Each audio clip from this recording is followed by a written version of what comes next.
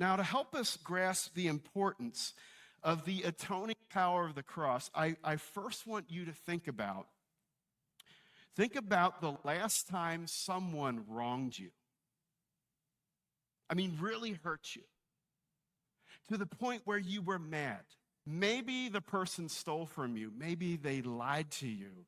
Maybe your husband forgot your birthday. Ooh.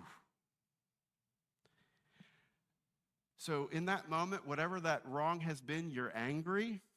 And what do you want to see happen in that moment? You want them to pay for their wrongs.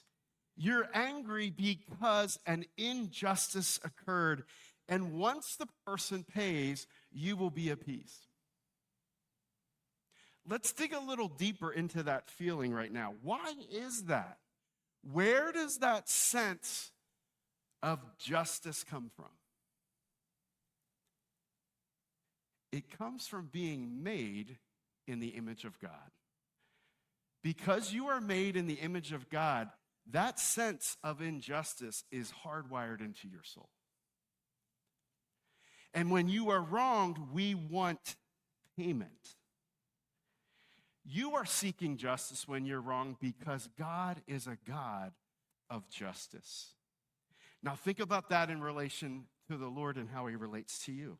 Just as you are offended by the wrongs committed against you, so God is offended by the wrongs committed against him. Sin arouses a just response from God, just as sin done against us arouses a just response from our hearts.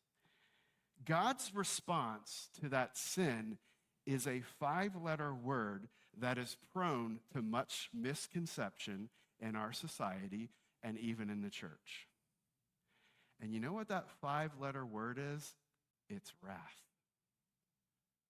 Now, just the mention of that word is probably triggering some kind of response in your heart. Because when we hear wrath, we might think of watching the Jerry Springer show, right? Like chairs flying, punches being thrown.